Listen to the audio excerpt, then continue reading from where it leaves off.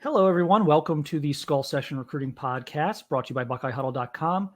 I am Mark Givler. I am joined here today by Kevin Noon, also of Buckeye Huddle. We are going to dive into some interesting recruiting topics here, kind of some late developing stuff here this week. And it's gonna be an interesting finish, I think, for Ohio State recruiting. There's still some holes in the class. They did lose Marc Nave recently. So offensive line's back kind of on the forefront, I think, of a lot of people's minds. We'll get into what's going on with the top target here in a minute. But Kevin, some interesting in-state news. Just breaking up. What was it? That last night, I think. It's been just the last day or so here.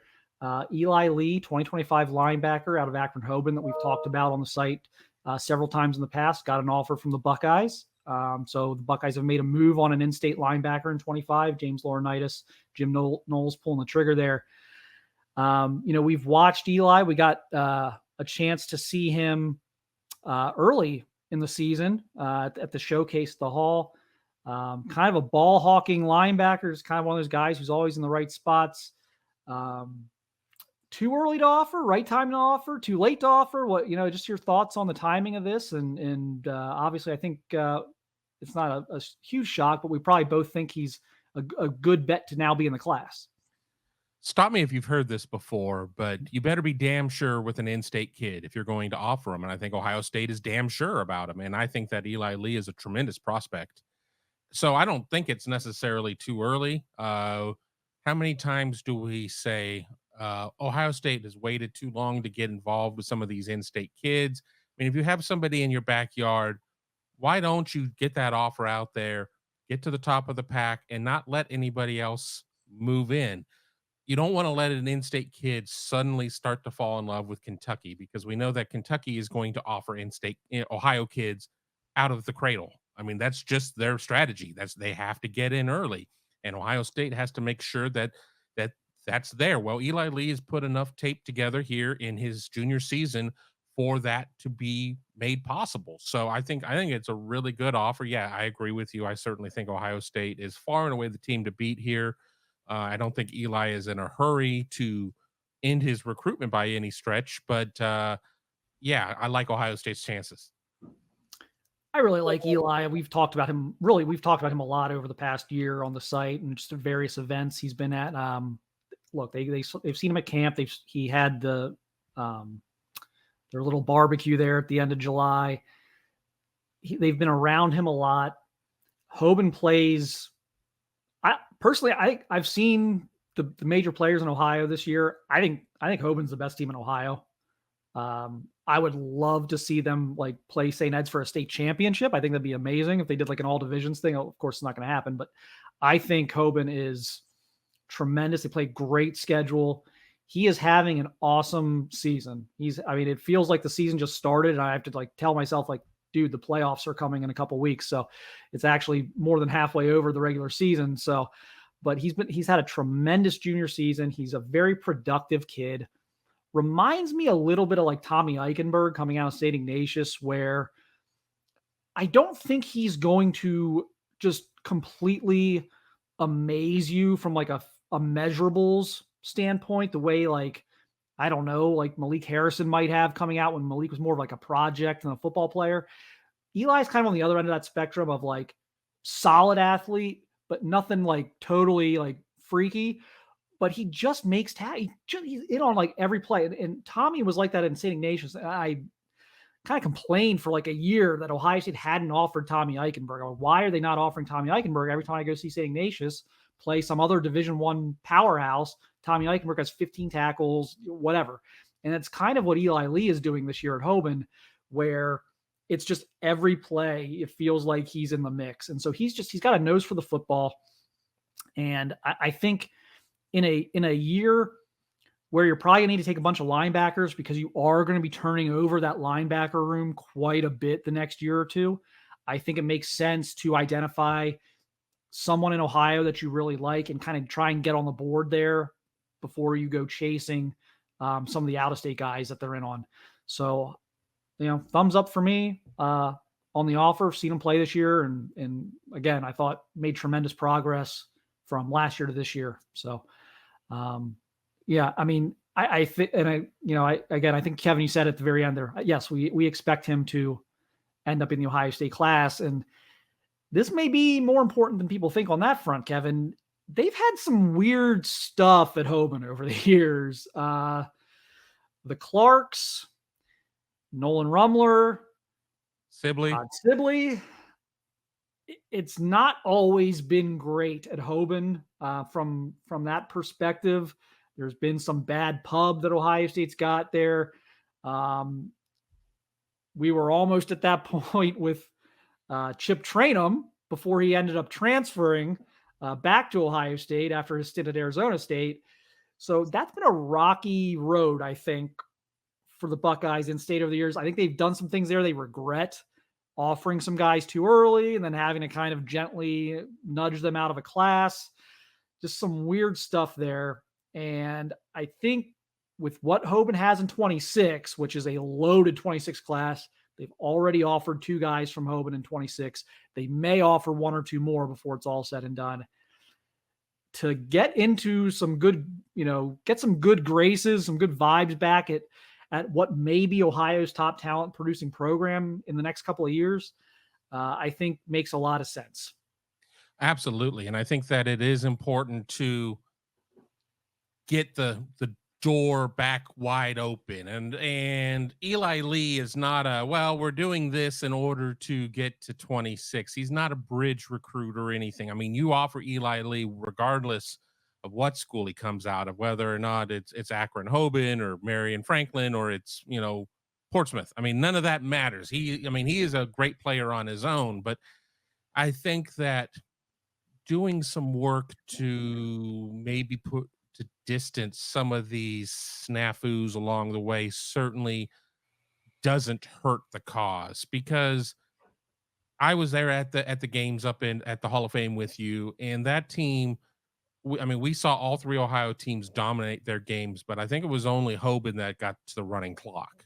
The other games did not get to the running clock, but Hoban put the smackdown on its opponent. I don't even remember who that one was. I think it was the Kentucky school out of Kentucky. Yes, Frederick Douglass. Yeah, which dominated out of Lexington, which produces a lot of talent. Had his kid going to Michigan on it. Had a few, and that game was over before it started. I mean, I was like 21-0. I think like 5 minutes into the game, immediately it was like 21-0, like 6 or 7 minutes into the game, and Hoban had the ball.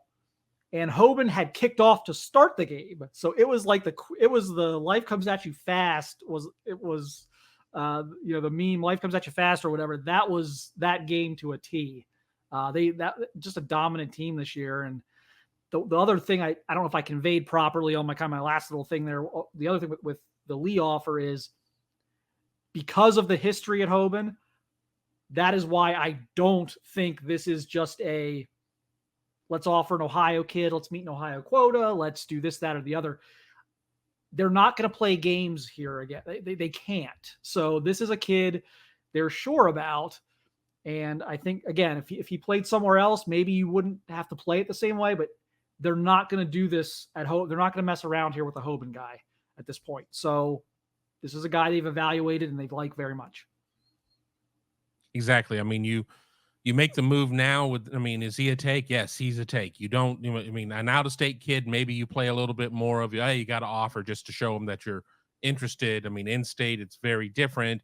At Hoban right now, until that foundation is built a little bit stronger, once again, I think you have to be playing that one straight up. This isn't a, hey, we're going to do this, but we're going to see what else is out there. We're going to recruit Atlanta. We're going to recruit South Florida. We're going to recruit Dallas, and maybe we can come to a meeting of the minds. I mean, if Eli Lee wanted to commit today, I feel very confident in saying that Ohio State would say, done. Yeah, and I think they're in pretty good shape with the 26s there. I mean, Elbert Hill, I think they're in great shape with. He's an outstanding corner prospect. Sam Greer, the big tackle. I think with Sam Greer, and I think the realization is getting there. I don't think it's a huge hurdle. But with Sam Greer, I've kind of thought like their biggest hurdle might actually be basketball. Like, does he actually fancy himself like a high-end basketball prospect? He's a very good basketball player. He doesn't strike me as an NBA prospect. He strikes me as an NFL left tackle prospect. So I think that is not going to end up being a big thing. But I think early on, if you told me, well, who's Ohio State's big, I would actually think it might be basketball. So versus a different school. But so they're in good shape with those guys too. They could get a nice haul out of there here the next couple of years. There's some really good players at Hoban and still some more coming up. So let's stick. We got a couple more things we're going to talk about here. Let's stick with 2025 Ohio recruiting. 2 unoffered Central Ohio prospects that are visiting this weekend. There may be more, but these are 2 I want to spotlight. Kentrell Reinhardt, running back, Bishop Reedy here in the west side of Columbus, and Dwayne Galloway Jr., athlete, corner, Marion Franklin, South Columbus powerhouse over the years, kind of having a resurgence now with some of the talented guys there. Both visiting this Saturday. Obviously, it doesn't mean they're getting offered yet. We don't know that, but it they're starting to feel some attention from Ohio State. We can start with Reinhardt, and I know, Kevin, you probably haven't seen much of Reinhardt yet. Really big, explosive back. My thing with Kentrell isn't his talent. My thing with Kentrell is, did he pick the wrong year to be born? Because there are like 8 stud running backs in this 2025 class nationally that Ohio State's either leading for or like top 2 or 3. And you just wonder, and a couple of those guys are right here in Ohio, so that you can't even take all the Ohio guys, let alone if Jordan Davison wants in, let alone, if someone, if Dominic Blaylock wants in.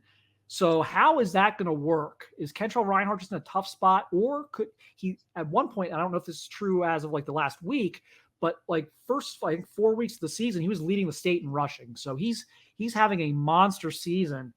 Does he kick the door down is kind of the thing.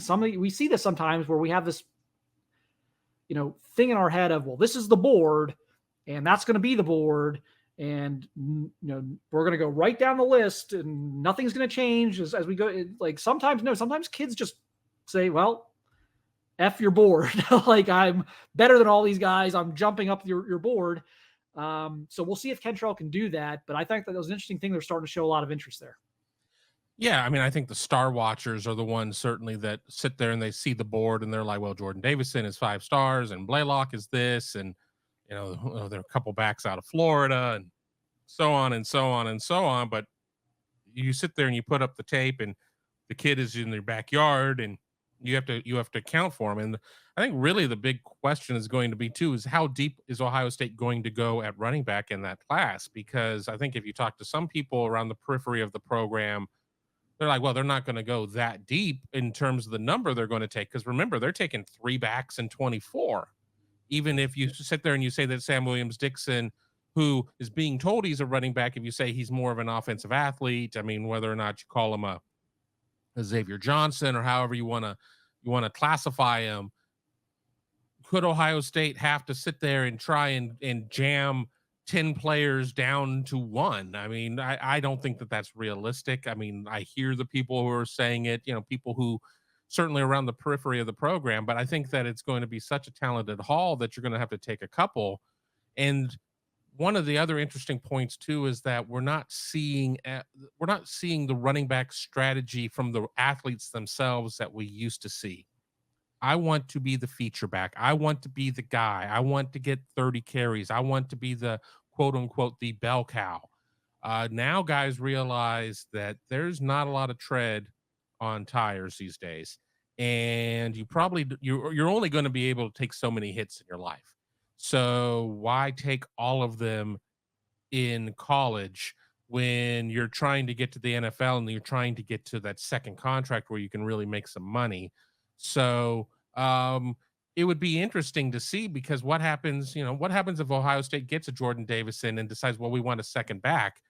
It would be nice for that second back to potentially come out of Ohio. And I think that with Reinhardt, he would be somebody who would fit the bill. Yeah, I think there's almost zero question they're going to take an Ohio back. I think there's almost zero question they're going to take 2 backs personally, but like one of them is going to be an Ohio back.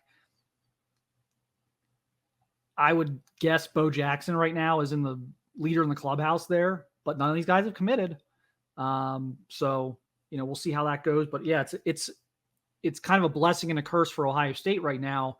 You've got some very, very talented running backs in Ohio. And you know that even if you say no to all of the out-of-state backs, which I think would cause the fan base to implode, you still can't. I mean, this is like the Underwood situation at quarterback, but for running backs. Like, yes, by taking Tavian St. Clair, you are voluntarily taking yourself out of the Bryce Underwood sweepstakes. You're going to have to live with that and take the really good player that's in Ohio. There's going to be some level of that in 25 with running backs, even if they only take one of them. That still is going to voluntarily take them out of the race for somebody out of state at some point that people are going to really like. So there's going to be some of that. It's just a matter of just how those pieces all fit together. Dwayne Galloway, again, big corner, 6'2", big-time track athlete. Again, Devin Sanchez is out there from Texas, just put Ohio State in his top 3 with Alabama and Texas A&M. Ohio State thinks they've got a real chance there. I think they've got a real chance there. You're going to take more than one corner, of course. But, could Dwayne Galloway kind of make a move? He fits the physical profile, and we're going to talk about, Columbus City League. Is he facing great competition every week? Things of that nature. But you want to get back to, BIA and all this, producing, the Eli Apples, the Gary Conleys, the Jeffrey Okudas of the world, these big 6-foot+ corners that can run. Dwayne does fit that physical profile. I think his path to an offer is easier than Reinhardt's because of the idea of the board is not as crowded in the secondary, and because you're going to be taking 4, 5, 6 guys in the secondary every year, and so there's more opportunities there. So I think that is an easier path for Galloway at this point than for Reinhardt, but it's another guy that they're looking at right now locally. And boy, again, wouldn't it be nice if the 270 belt, a couple of guys from inside 270 even could emerge as legitimate prospects for this class in 25. Yeah, we talk about how how the talent has shifted in the state of Ohio, and it used to be all in Cleveland with some Cincinnati, and now Central Ohio's come around, but a lot of the Central Ohio has been Gahanna and the Pickerington schools, and we haven't talked as much about City League. And with having Galloway, I think that does certainly put that that potential there. And Auburn and Georgia have already offered, and Michigan and Penn State and Texas A&M just going through a couple of his as he closes in on 20 offers at this point. I think Ohio State will offer at some point, but once again, you do want to make sure that you're ready to take that commitment. If you offer and he says, okay, you better be ready there. And I think that the timing now that we're only a couple of weeks away from the playoffs, and with these 25s, they're juniors, and that you've had an opportunity to see, I think there's so much growth from sophomore to junior year of where you're able to see. I mean, at some programs, you're really not getting a major sniff at varsity until you're a junior anyway. But Galloway's been able to get it done. Other programs have seen it and have offered. And again, as I talk about Ohio State and how its offer strategy out of state, maybe they just want to sit there and have a placeholder in there and get in before Ohio State does. But I think that this is going to go a long way with him coming out and visiting Ohio State. And yeah, 6'2", $175 right now listed in one of the databases. He'll fill out a little, and he won't lose his speed and quickness and everything else there. I think that he's a very talented kid, and somebody else that I feel that if Ohio State gives him the opportunity, that could end up in the class. Yeah, you got to be a little careful in these situations. You don't want to let Georgia and Michigan dictate who you offer in your home state. So you got to be a little bit careful there. And not just reacting to that, but it does put a little pressure on you to make sure you get the evaluations done and make sure, yes, we want this guy, or no, we don't think he's going to fit.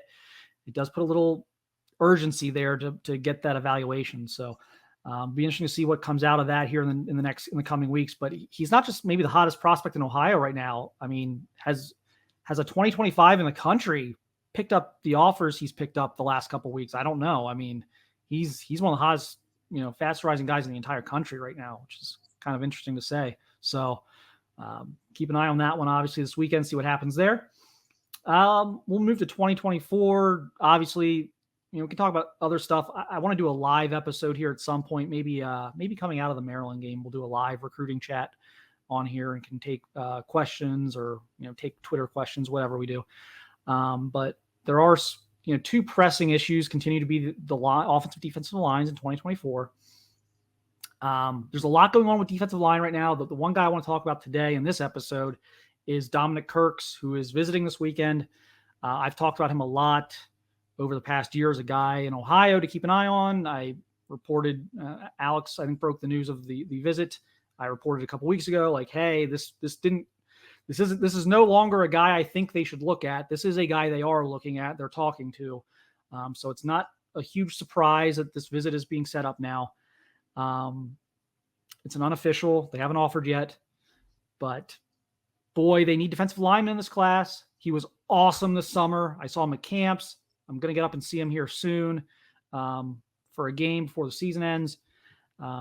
But a guy who could play inside or outside, I kind of view him as one of those strong side ends that probably grows into a 3-tech, probably. You get that big body type, but committed to Washington, seems like a kid they could flip. He's visiting. To me, like, again, I know like the sites kind of differ on him. I know some places have him pretty high. I think some places have him like a 3-star. For me, he's a 4-star. He's probably like a top, maybe not a top 100 guy, but somewhere like between like 150 and 250. Like, I think he's one of those types of guys. But again, was outstanding this summer. I've kind of mentioned several times I would have been recruiting him, and so now they are. What do we think is going to come out of this? I think they're going to offer him, but Kevin, I don't know what your read on this is, or if you think they should or shouldn't, or your thoughts on this, because I think they're not only would I offer him, I can compartmentalize these things. I do this all the time on our site. What I think and what I report are not always the same thing. Like what my opinion on what they should be doing, and then my reporting on what they are doing or might be doing is not always in full alignment, but I think it is on this one. I would offer him. I think they're going to. I think they offer him if he's willing to flip. I mean, we certainly see this whole messaging situation of, oh, well, we don't really want to just throw offers out at guys that are committed elsewhere only for them to gain clout or whatever. I would offer him as well. I mean, I look at his offer list. I mean, he took officials to Pitt in Wisconsin when in the round of of officials that he took before he committed to Washington. You got Michigan State in there. You've got Iowa in there. I'm always pretty keen on anybody that Iowa's going to offer on the defensive side of the ball, not as much on the offensive side of the ball. But yeah, I think that Ohio State certainly takes the temperature of this one. And I think if Ohio State feels that it has a good opportunity to flip them, you do this. And I mean, does this mean that Ohio State is done pursuing some of the other flip targets that are out there? No, but there certainly is a need to kind of replenish, because Ohio State is sitting here at 4-0 right now, and a lot of football left to be played. But if Ohio State puts together a special season, a lot of guys who are on the fence could leave. So you better have your ducks in a row and have the offers out there and have everything lined up, or you're going to be left scrambling. And that's how that's one way that successful teams can kind of come back to the pack, is if you have a mass exodus because you either win a championship or whatever reason, and then you're not prepared, and you and everybody else is scrambling for the 12 guys that really need to be pursued out of the portal. Yeah. And like my last two things here on this are, one, I think he's an inside guy, but he's got a little bit of flexibility. He can be considered a flex guy. I think he's going to be an inside guy, but he's not taking a spot from like the guy who I think they have a chance to flip is Marquise Lightfoot. He's not taking a spot from Marquise Lightfoot. They're not the same player. Nor is he the same player as like a Dylan Stewart or any other edge that you want to throw out there that you're fond of, that you think Ohio State should be trying to get. He's not taking their spot. He's not that type of player. So he doesn't take a spot from those guys. The other thing, and I've talked about this before, and I think it's important to kind of reiterate here. I don't make the NFL decisions for these guys. So I don't, it's never my opinion when I talk about guys leaving or not leaving.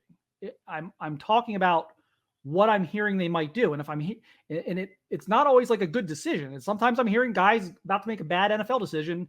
Doesn't mean I don't report it. I just got to report what I'm hearing. I think there's concern that there could be a mass exodus at defensive tackle after this year. And if that happens, you probably got to take 3 in this class. So you need to find a Dominic Kirks. You need to find somebody. Would it be the best decision in the world for like Tyleik Williams to go pro? I don't know, but do I think he's going to? Yeah, I think he's going to. Do I think Mike Hall's going to leave? Yeah, I think Mike Hall's going to leave, and that may be a better decision. But is Ty Hamilton, who's been here, it seems like he's been here probably longer than he actually has. It seems like he's been here since 2007, but like he's got another year of eligibility on the table. But does he just say, you know what? I've been here. I am. Yeah. I've been here forever. Let me try the NFL here.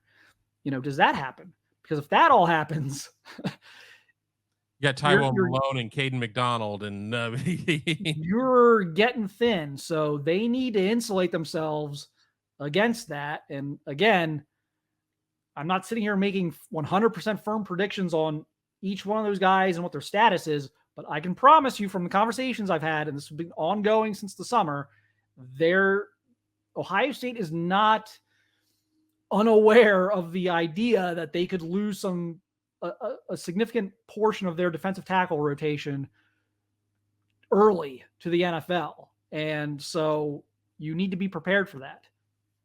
Yeah, absolutely. I mean, they're not sitting in the defensive line room going, well, we'll have y'all back next year. No, certainly not. And, let's use Ty Hamilton as an example. I mean, Devon is doing really well in the NFL. And, I'm sure that Ty is like, well, I'd like to have my opportunity to play on Sundays too. And I think that's why it feels like Ty's been here so long, because it's been years and years of Hamilton's here at Ohio State for that situation. And at some point, do you kind of reach what your collegiate maximum is going to be?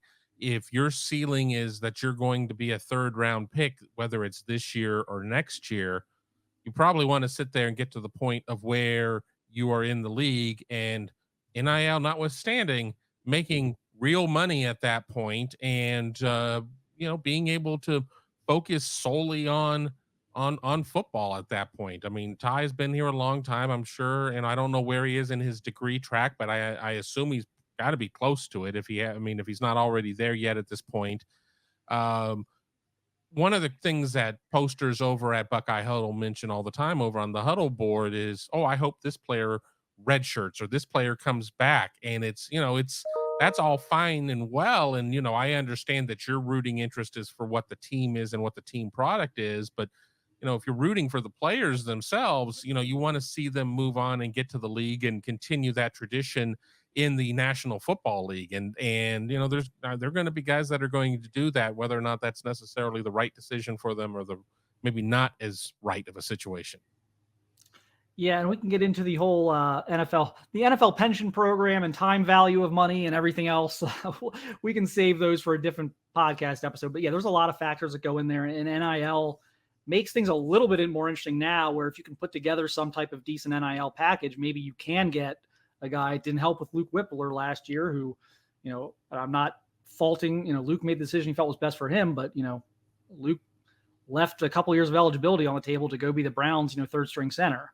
So you can't always predict what guys are going to do, even if you can put together an NIL package that may make some sense. So some guys they've worked 22 years to get to the NFL and they want to take their shot at it. So we'll see what happens with that in the offseason. But it's something I've been watching for a while now, been mentioning for a while now to keep an eye on. And I think, again, taking someone like Dominic Kirks would do a lot to insulate yourself in that situation. Last thing we want to talk about, Jordan Seaton. Offensive line recruiting. Everyone's favorite topic. As at least I expected, I don't know what everyone else thought, but I tried to warn people about Brandon Baker going to Texas, and I tried to warn people about Gerby Lambert not going to Ohio State. So, yeah, that's where they are. Marc Nave not in the class anymore. I feel that was probably a mutual parting of ways. We will not. Look, sometimes they evaluate guys the whole way through, and certain guys, maybe the contact slips or something, and guys go their separate ways. So I think that's probably about all we need to say on that.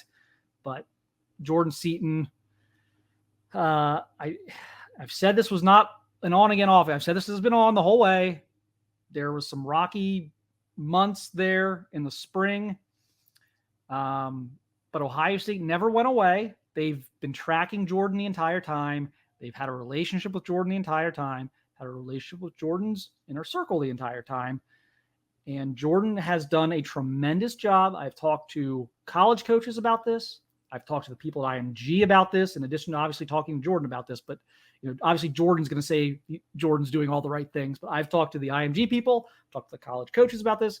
Jordan has been doing all of the right things since going to IMG. I would argue it has saved his career. To actually, I would go that far. He's in the best shape of his life. He's never worked harder in the weight room. He's never worked harder in the classroom. And so with all those things being true, he has reemerged or stayed, or however you want to categorize it. He remains a top priority for Ohio State. He is visiting Florida this weekend. He's using his official there. Kevin, this has taken a lot of left turns. Like, for a while, I was like, well, I think it's Ohio State and Georgia at the top. Now I think it's like Ohio State and Alabama, and, we'll see how Florida goes. I don't know about that. I think Oklahoma is like a team that's kind of come out, I don't want to say come out of nowhere, but you look where Oklahoma was with Jordan maybe 3 or 4 months ago, where they are now. I think they've made a big leap.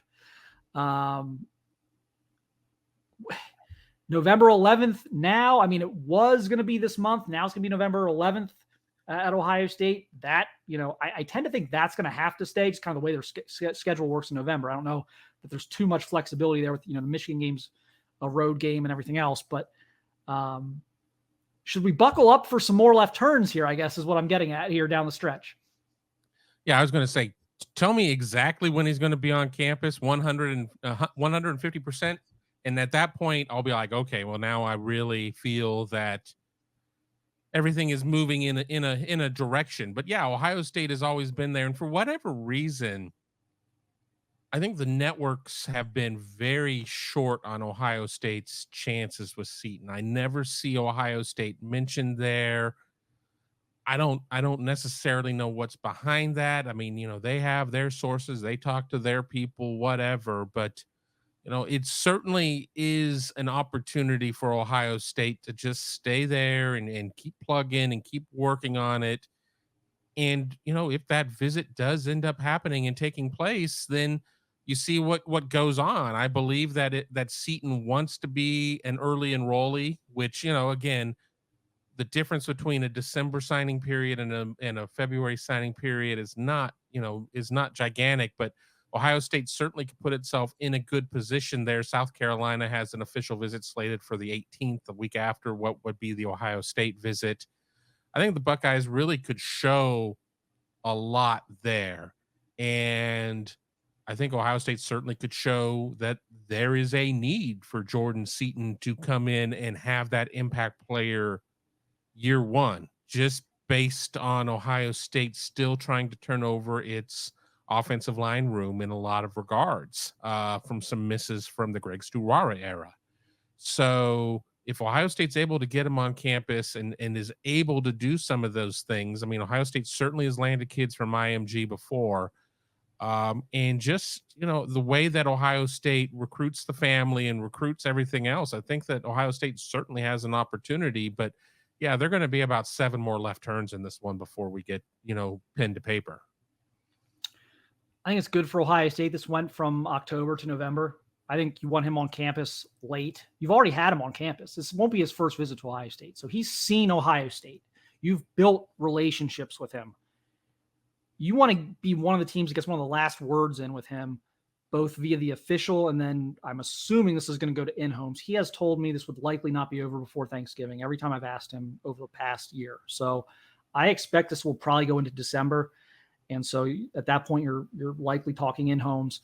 You want to be one of the teams that gets kind of a late visit, at least. The in-homes are kind of whatever. You're probably going to have them back to back to back in the same week. Maybe not as important. You didn't want to burn this official in like September, in my opinion, or even so. If you could do this in November instead of October, I think that's better. It's not Penn State weekend, which I also think is better. Penn State weekend, there's too much going on. You've got 150 prospects on campus. You've got priority targets on campus. You've got everyone you've got to pay attention to. You can't, you don't want to offend anybody and not pay enough attention to someone. That's important. Get them in November. It's not going to be as important, or it's not going to be as crazy. And go get this thing done. And I think they can. I've given them a chance the whole way. I really think they can. And I think they can sell him legitimately on early playing time. And I hate talking about that with offensive linemen. I'm always the guy who says, wait till year 2 at least. But they don't have depth right now at tackle. And quite frankly, Fryer's been solid. Simmons is working through stuff. I mean, he's had his moments of good and bad, but there's been nothing that he's shown to this point that says, well, he's the left tackle next year, right? I mean, so like you're coming into a situation where maybe there's an open competition for a tackle spot, and at worst, you're in the 2 deep with a chance to kind of keep pushing. So I think they have a lot to offer there. I don't buy into the NIL stuff that Ohio State's broke. This is a joke. You're telling me they some of the commitments they've got over some of these schools. You're telling me that there wasn't any NIL incentive there. Like, come on. So like, I think they can be competitive in NIL. I think they have been competitive in NIL. And so I think they can get this done. It's just a matter of continuing to plug away, getting the timing of the visit properly. And you nail the visit and you see what happens. But, I don't view Florida. I still don't think he's going to Florida. I don't think he's going to South Carolina. Like when the South Carolina visit happens, they're going to throw Nicholas Harbor at him. They're going to throw Dylan Stewart at him, the DMV guys, because that's where Jordan's originally from. And they're going to try and make that connection. And I warned about that with Dylan Stewart. I thought Dylan Stewart was going to South Carolina. I never had him to Ohio State. I don't see that being the same thing with Seaton. I don't think it's going to have the same impact on Seaton. I think Jordan wants to play at a big-time program. I know he wants to play early, of course. I'm sure he wants to get a competitive NIL deal, of course. But I think he wants to play at a Georgia, Alabama, Ohio State, Oklahoma. I think he wants to play big-time college football, compete for national championships. And so with that in mind, I think Ohio State's right up there in that top 2 or 3 to get him. Well, I mean, you look at Florida, and Florida somehow, like a bad penny, just stays in the rankings, even, when they just are not very good. And Billy Napier's future there certainly is not solid. So you got that situation. South Carolina, there's still a lot of football left to be played, but hasn't exactly impressed me at this point. Yeah, they're going to throw the DMV situation, but it's not as if Ohio State isn't able to get guys out of there. And truthfully speaking, if we're talking about big time football, all right, well, SEC can say, or South Carolina can say, well, we play in the SEC. You've seen what the Big Ten schedules are. Those were announced here earlier on Thursday as we're recording. And, those schedules are pretty legit, are going to be pretty legit. And outside of 24 for Ohio State, where its non-con is pretty horrible, every other year beyond that, I mean, unless these schedules change, and that's always subject to happen, Ohio State is going to have you on the largest of stages, plain and simple, with what these non-conference home and homes are going to be and everything else. So, get them on campus. I mean, show the track record. I mean, obviously, we talked a little bit about Luke Whippler, and his situation hasn't necessarily paid off in terms of playing time. I mean, yes, he's part of a 53-man roster, which is great. But look at Paris Johnson Jr. and what he's able to do. Look at DeJuan Jones, who is Whippler's teammate with the Browns. I mean, he immediately went in because, the starting tackle went down with a season-long injury. And I mean, DeJuan is having to learn a little bit on the job, and it's a much more difficult situation being there, but I think Ohio State certainly doesn't have anything to hang its head in shame with. And you talk about having an opportunity to step in at tackle. What about with the loss of Matt Jones and Donovan Jackson after this season? Matt Jones is going to be out of eligibility. Donovan Jackson probably going to leave eligibility on the table and go off to the league. You slide Fryer back inside to guard where he's a little bit more natural. And then maybe you have to go and try and either beat out Josh Simmons on one side or maybe Luke Montgomery on the other side. I mean, I think that there's certainly a very clear path to the field. You don't ever promise you're definitely going to be the guy, but you definitely say, there's a very real chance that you could be a starting tackle in the Big Ten year one, game one. Yeah, and not to get too much into next year's offensive line, but there's going to be some flexibility there. Like even like we talk about Luke Montgomery, who I think is going to be a starter next year in some capacity. Luke could slide inside. They've trained Luke like all over the line so far. I don't think he's going to play center at Ohio State. I don't think, but I should never say never on that. I just think Hinsman's going to be there for a few years and it's not going to make sense. But like I think you have a better setup next year to like kind of play your best five and mix and match. Whereas this year they kind of need certain guys to play tackle. Like Josh Fryer, doesn't matter if it's his best position, worst position, whatever. Josh Fryer's got to be our right tackle. He's the only guy we trust there. Like next year, I think with Luke Montgomery, with having 3 starters back, hopefully some of the younger guys developing, you have a situation I think where you can be more flexible, which could allow, again, like you said, another tackle competition, some competition, open competition at tackle. So we'll see. But again, I'm digging my heels in on this one. I still think Ohio State's got a chance there, and we'll see how that visit goes whenever that happens, probably next month. So that's probably a good place to stop. We covered a lot of ground there. We're going to be covering some more ground here coming out of the Maryland game. I'd like to do a live chat probably maybe next week. We'll do that on here too. Maybe one evening, just hop on and do a recruiting chat. But appreciate everyone watching. Appreciate everyone listening. If you haven't already, please like this video if you enjoyed it, or subscribe to the channel if you are not already, and check us out at BuckeyeHuddle.com. Great discussions on the message board. A lot of great stuff from Tony on the team. Alex and I covering recruiting right now. We got all sorts of stuff going. Ross Fulton's analysis. So check out the site and let us know what you think here in the comments. If you liked what we talked about, if you want to see other topics in future episodes, please let us know. But thanks for watching. Thanks for listening, and we will talk to you soon.